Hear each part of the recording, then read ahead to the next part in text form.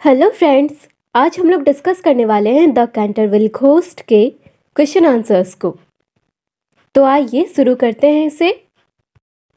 Question number 1, यहाँ पे एक लाइन दी गई है, we have not cared to live in the place ourselves, it gives you a strange scary feeling. तो यहाँ पे स्पीकर कौन से प्लेस के बारे में बात कर रहा है, और ये जगह स्ट्रेंज और स्केरी फीलिंग यानी बहुत ही अलग सा और डरावना फीलिंग क्यों देता था। इसका आंसर हो जाएगा, स्पीकर कैंटरविल चेज के बारे में बात कर रहा है। ये एक स्ट्रेंज और स्केरी फीलिंग इसलिए देता था क्योंकि वहाँ पे एक घोस्ट रहता था। Question number 2, and it always makes its appearance before the death of a family member। तो इस स्टेटमेंट के द्वारा लॉर्ड कैंटरविल क्या कहना चाहते हैं और मिस्टर ओटिस ने इस बात पर कैसे रिएक्ट किया, उनके रिएक्शन से आप उनके विचारों के बारे में क्या बोल सकते हो। इसका आंसर हो जाएगा, इस स्टेटमेंट के द्वारा लॉर्ड कैंटरविल ओटिस फैमिली को इस बात के लिए वार्न करना चाहते थे कि इस महल का भूत किसी न किसी की जान जरूर लेगा।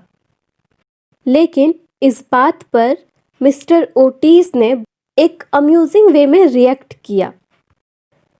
इससे हमें ये पता चलता है कि मिस्टर ओटिस और उनकी फैमिली भूतों पे विश्वास नहीं करती थी और ना ही ऐसी कोई दूसरी कहानियों पर। क्वेश्चन नंबर 3, सीन 2 के आधार पर राइटर ने किस तरह से ट्रेडिशनल और मॉडर्न लाइफ फेस के बारे में बताने की कोशिश की है। इसका आंसर हो जाएगा, इस कहानी में कैंटरविल लॉर्ड्स एक लग्जरियस और ट्रेडिशनल लाइफ जीते थे। वे सब भूतों में विश्वास करते थे और उन्हें कभी भी इस बात का संदेह नहीं हुआ कि वहाँ पे भूत नहीं है। वहीं दूसरी तरफ मिस्टर ओटिस और उनकी फैमिली एक मॉडर्न लाइफस्टाइल जीती थी। वे सब भूतों में विश्वास नहीं करते थे, वे बहुत ही प्रैक्टिकल थे और उनके पास कमाल का सेंस ऑफ ह्यूमर था। क्वेश्चन नंबर 4, सीन 1 से 5 के बीच में ये स्टोरी अलग अलग पार्ट्स में आगे बढ़ती है, लेकिन एक जगह पर यह दिखाया जाता है कि उस हवेली में कई साल पहले कौन सी घटना घटी थी। तो हमें ये बताना है कि उस जगह पर क्या हुआ था। इसका आंसर हो जाएगा, उस जगह पर एक औरत डर से चिल्ला रही थी।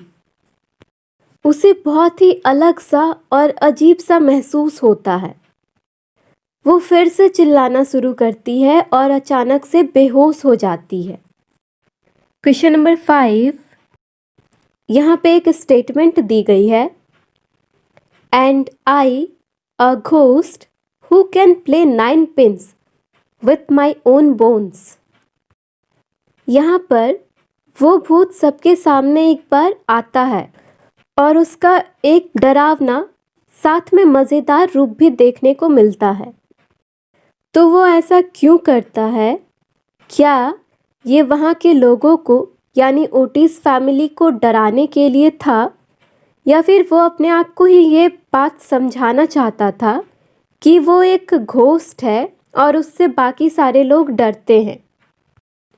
इसका आंसर हो जाएगा, उस घोस्ट ने ऐसा इसलिए किया क्योंकि मिस्टर ओटिस और उनके जुड़वा बच्चे उस भूत से नहीं डर रहे थे। यहाँ तक कि मिस्टर ओटिस ने उस भूत को अपने चेन में डालने के लिए ग्रीस भी ऑफर किया, और वे जो दोनों जुड़वा बच्चे थे उन्होंने तो उस पर पिल्लो ही फेंक दिया।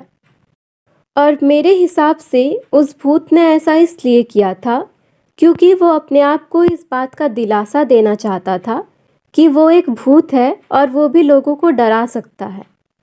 क्वेश्चन नंबर 6, घोस्ट से हम सबसे एंड में मिलते हैं। इससे पहले कहानी के स्टार्टिंग में हमें घोस्ट के बारे में बस अलग अलग बातें बताई जाती है कि घोस्ट ऐसा था वैसा था। तो इसी का क्वेश्चन नंबर ए है, जब घोस्ट एक्चुअली में हमारे सामने आता है तो जो हमने उसके लिए पहले इमेज बनाई थी स्टोरी के स्टार्टिंग में, और जो अब हमने इमेज बनाई है इसके लिए इसे देखने के बाद, तो इन दोनों में क्या अंतर है, हमें यही बताना है। तो इसका आंसर हो जाएगा, कहानी के शुरुआत में हम सब घोस्ट के बारे में ऐसा सोचते हैं कि वो बहुत ही ज़्यादा डरावना होगा, लेकिन एंड में हम ये कंक्लूड करते हैं कि घोस्ट तो बहुत ही ज़्यादा मज़ेदार था और एक नंबर का डरपोक। एक्चुअली कमेंट में बहुत सारे बच्चों ने इस घोस्ट के लिए इसी डरपोक शब्द का यूज़ किया था, तो मैंने भी कर दिया। अब इसी का बी है, ओटिस फैमिली ने जिस तरह का भी बिहेवियर घोस्ट के साथ किया था उसने आपके दिमाग पर घोस्ट के लिए इमेज बनाने में क्या असर डाला। इसका आंसर हो जाएगा, लोग तो ज़्यादातर भूतों से डरते हैं, लेकिन ओटिस फैमिली ऐसी थी कि उन्होंने घोस्ट को घोस्ट नहीं समझा, बल्कि उसे एक टॉय की तरह समझकर खेलते रहे, मज़े करते रहे। और उनके बिहेवियर ने मुझे इस बात पर सोचने के लिए भी मजबूर किया कि ये घोस्ट थोड़ा फनी भी हो सकता है। अब ये लास्ट क्वेश्चन है, क्वेश्चन नंबर 7। इस कहानी का मेन पॉइंट क्या है? तो हमें यहाँ 4 ऑप्शंस दिए गए हैं, उनमें से एक चूज़ करना है और मेरे ख्याल से इसका ऑप्शन डी सही होगा, यानी to contrast and make fun of British and American cultures. I hope it will help all of you. Thank you for watching.